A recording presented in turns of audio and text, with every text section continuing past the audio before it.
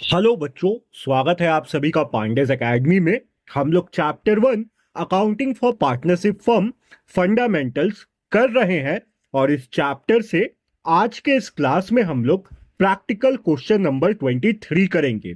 बच्चों, इस क्वेश्चन को करने के बाद आप लोगों को इंटरेस्ट ऑन ड्राइंग को प्रोडक्ट मेथड से कैलकुलेट करना सीखने को मिलेगा।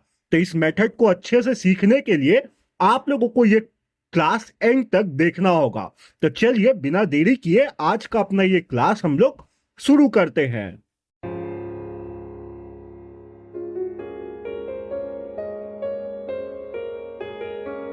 बच्चों, सबसे पहले क्वेश्चन को हम लोग अच्छे तरीके से रीड करेंगे। क्वेश्चन में जो भी इंफॉर्मेशन हमें दिया है उसको हम लोग बहुत डिटेल में समझेंगे। उसके बाद इस क्वेश्चन को हम लोग सॉल्व करेंगे। तो चलिए क्वेश्चन को रीड करते हैं।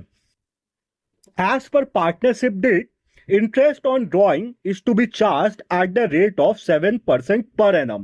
पार्टनरशिप डीड के अकॉर्डिंग अगर कोई पार्टनर फर्म से ड्राइंग करता है तो उस ड्राइंग पे उस पार्टनर को 7% पर एनम के हिसाब से इंटरेस्ट देना होगा। Sohan, a partner of the firm, withdraw the following amounts during the year ended 31st March 2025. Sohan जो कि एक पार्टनर है फर्म का, वो ये डेट्स को ये अमाउंट्स फर्म से विड्रॉ करता है। सोहन अपना पहला ड्राइंग करता है 6 अगस्त 2024 को 12,000 का। सोहन अपना दूसरा ड्राइंग करता है 22 नवंबर 2024 को 10,000 का। और सोहन अपना थर्ड ड्राइंग करता है 14 जनवरी 2025 को 18,000 का। और सोहन का जो लास्ट और फोर्थ ड्राइंग होता है वो 10 मार्च 2025 को सोहन करता है 27,000 रुपीज का। तो बच्चों एक चीज ध्यान से देखिएगा, ना ही यहाँ पे डेट में कोई पैटर्न है ना ही अमाउंट में कोई पैटर्न है। सोहन अलग अलग डेट्स को ड्राइंग कर रहा है और अलग अलग अमाउंट का ड्राइंग कर रहा है। तो जब भी पार्टनर्स अलग अलग डेट पे ड्राइंग करें और अलग अलग अमाउंट का ड्राइंग करें तो उस केस में हम लोग इंटरेस्ट ऑन ड्राइंग को कैलकुलेट करने के लिए या तो सिंपल मेथड का यूज करते हैं या प्रोडक्ट मेथड का यूज करते हैं। तो इस क्वेश्चन में हम लोग प्रोडक्ट मेथड का यूज करेंगे। आगे क्वेश्चन में हमें बोला जा रहा है what will be the amount of interest on Sohan drawings. Sohan के ड्राइंग पे जो इंटरेस्ट लगेगा उसका अमाउंट क्या होगा ये हमें फाइंड करना है। तो बच्चों मैंने क्वेश्चन आप लोगों को बहुत ही अच्छे से समझा दिया। अब हम लोग इसका सॉल्यूशन बनाएंगे। बच्चों सॉल्यूशन बनाते वक्त सबसे पहले हम लोग फर्स्ट ड्राइंग के बाद फॉर्म का जो क्लोजिंग डेट है उस डेट तक कितना टाइम हुआ, कितना नंबर ऑफ डेज है, इसको कैलकुलेट करेंगे। तो देखिए सबसे पहले हम लोग फॉर्म का स्टार्टिंग डेट और फॉर्म का जो बुक क्लोज होता है वो वाला डेट लिख लेंगे। तो फॉर्म का स्टार्टिंग डेट है 1 अप्रैल 2024 और फॉर्म्स का बुक जो क्लोज होता है वो होता है 31 मार्च 2025 को। सोहन जो पहला ड्राइंग है वो 6 अगस्त 2024 को किया है। तो हम लोग number of days remaining after first drawing निकालेंगे। तो पहला ड्राइंग 6 अगस्त 2024 को करता है सोहन और अगस्त में क्या कितना डेज होता है 31 डेज। तो 31 में आप लोग माइनस कर दीजिए। 6 अगस्त को ये ड्राइंग कर लिया है तो 5 अगस्त तक कोई ड्राइंग नहीं किया था तो हम लोग 5 माइनस करेंगे 31 में तो आएगा 26 डेज। तो इसका मतलब हुआ अगस्त में सोहन ये जो 12,000 निकाला है ये 26 डेज के लिए ही अपने पास रखा है। सितंबर में 30 डेज होता है तो सोहन 12,000 30 डेज के लिए अपने पास रखा है। तो हम लोग यहाँ पे 30 लिख लेंगे सितंबर के बगल में। अक्टूबर में 31 डेज होता है तो 12,000 पूरा 31 डेज के लिए सोहन रखा है अपने पास। तो हम लोग अक्टूबर के बगल में 31 लिख लेंगे। इसी तरीके से नवंबर में 30 डेज होता है तो 30 डेज के लिए सोहन 12,000 रुपया रखा है फॉर्म का। तो नवंबर के बगल में हम लोग 30 डेज लिख लेंगे।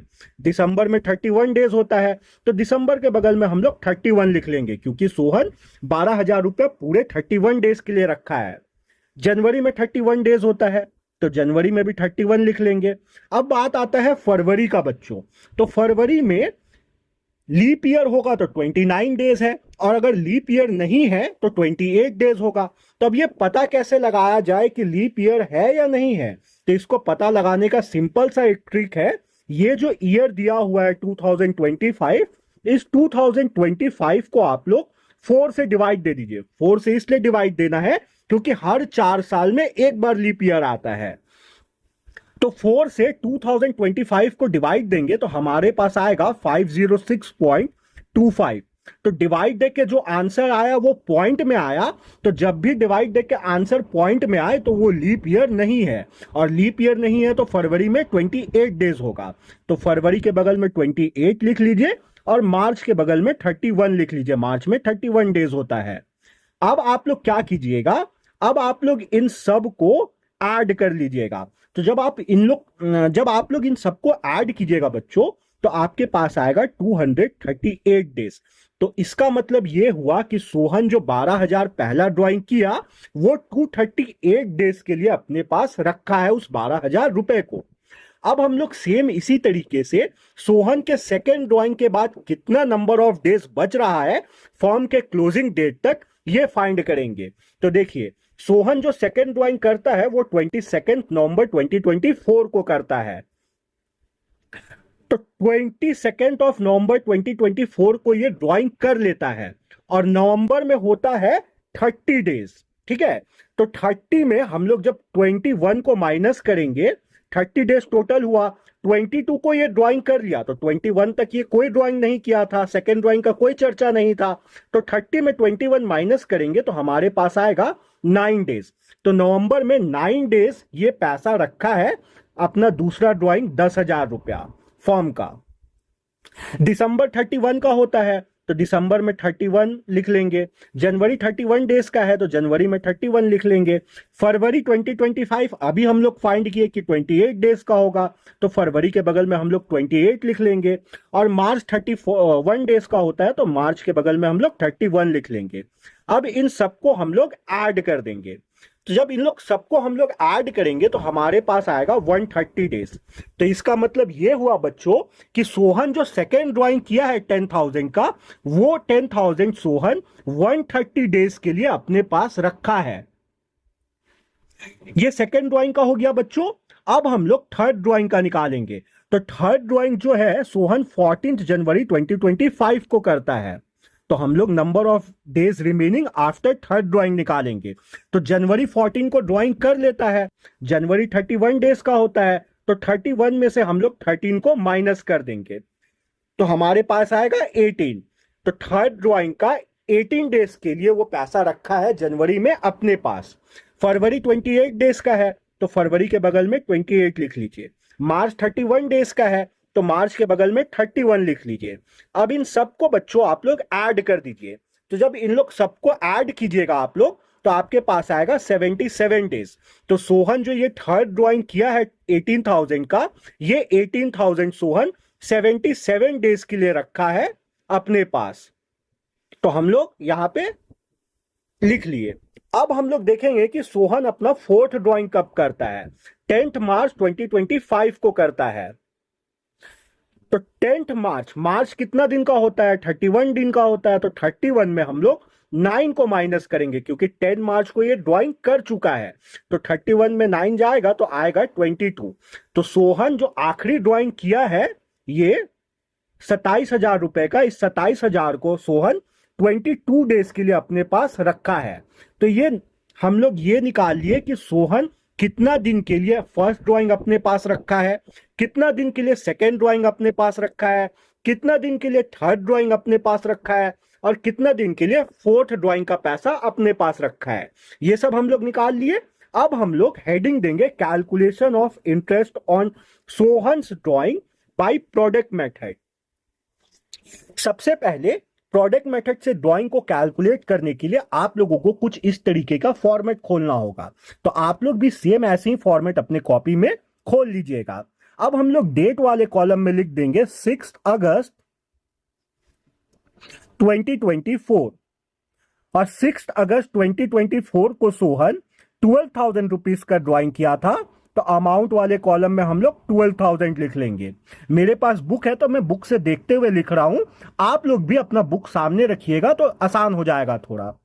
अब फर्स्ट ड्राइंग के बाद मार्च 31, 2025 तक जो दिन बच रहा था वो 238 डेज था, तो हम लोग यहां पे लिख लेंगे नंबर ऑफ डेज रिमेनिंग में 238। अब प्रोडक्ट निकालने के लिए बच्चों हम लोग 12,000 का इंटू कर देंगे 238 से।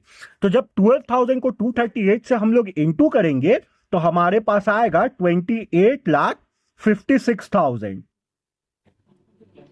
सेम इसी तरीके से सोहन का सेकेंड ड्राइंग हम लोग देखेंगे कब हुआ है। तो सोहन अपना सेकेंड ड्राइंग 22 नवंबर 2024 को करता है और 10,000 रुपीज का ड्राइंग करता है। तो अमाउंट वाले कॉलम में हम लोग 10,000 लिख लिए।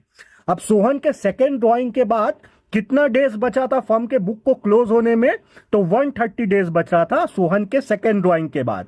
तो हम लोग नंबर ऑफ डेज रिमेनिंग में 130 लिख लेंगे। 10,000 में 130 का इंटू करेंगे तो हमारे पास आएगा 13 लाख।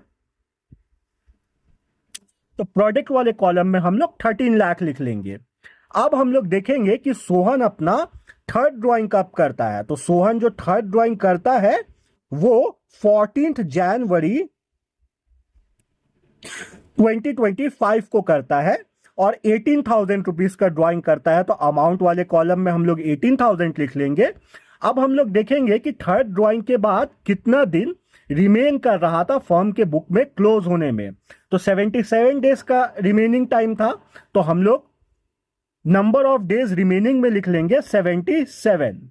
18,000 इंटू 77 करेंगे बच्चों तो हमारे पास आएगा 13,86,000।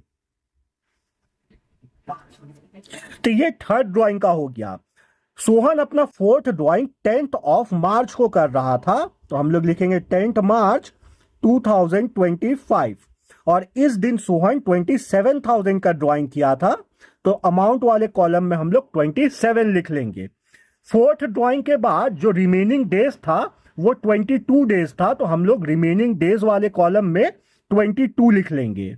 एक मिनट बच्चों, 22 27 इंटू 22 करेंगे बच्चों तो हमारे पास आएगा 5,94,000। अब हम लोग टोटल ऑफ प्रोडक्ट निकालेंगे। प्रोडक्ट मेथड से कैलकुलेट करने के लिए इंटरेस्ट ऑन ड्राइंग हम लोगों को प्रोडक्ट का टोटल चाहिए रहता है, तो अब हम लोग प्रोडक्ट का टोटल निकाल लेंगे। तो हम लोग 28,56,000, 13,86,000 और 5,94,000 को ऐड करेंगे। तो इन सबको ऐड करके बच्चों हमारे पास आएगा 61,36,000। तो ये हो गया टोटल ऑफ प्रोडक्ट। अब हम लोग एक फॉर्मूले का यूज करेंगे इंटरेस्ट ऑन ड्राइंग को कैलकुलेट करने के लिए। वो फॉर्मूला है interest on drawing is equal to total of product into rate into 1 by number of days in a year. तो इंटरेस्ट ऑन ड्राइंग को बच्चों मैं आईओडी लिख लेता हूं। तो IOD is equal to total of product है 61,36,000 का और जो रेट है ये रेट हम लोगों को क्वेश्चन में मिल जाएगा। देखिए क्वेश्चन में रेट दिया हुआ है 7% पर एनम का। तो रेट की जगह पे हम लोग 7/100 कर लेंगे इनटू 1 बाई, अगर लीप ईयर हो तो 366 डेज, लीप ईयर ना हो तो 365 डेज। तो जब इस पूरे को हम लोग सॉल्व करेंगे बच्चों तो हमारे पास जो इंटरेस्ट ऑन ड्राइंग है वो आएगा 1,176.76। अब इसको हम लोग राउंड फिगर कर देंगे तो हम लोग लिखेंगे इंटरेस्ट ऑन ड्राइंग जो है वो 1,177 रुपीज का है। तो बच्चों सोहन को उसके ड्राइंग पे 1,177 रुपीज का इंटरेस्ट देना होगा। तो बच्चों यही था प्रैक्टिकल क्वेश्चन नंबर 23 में। उम्मीद करता हूं आप लोगों को प्रैक्टिकल क्वेश्चन नंबर 23 बहुत अच्छे से समझ में आया होगा। आप लोग एक बार कमेंट करके बता सकते हैं, आप लोगों को अगर कोई डाउट है तो मैं उसे सॉल्व कर दूंगा।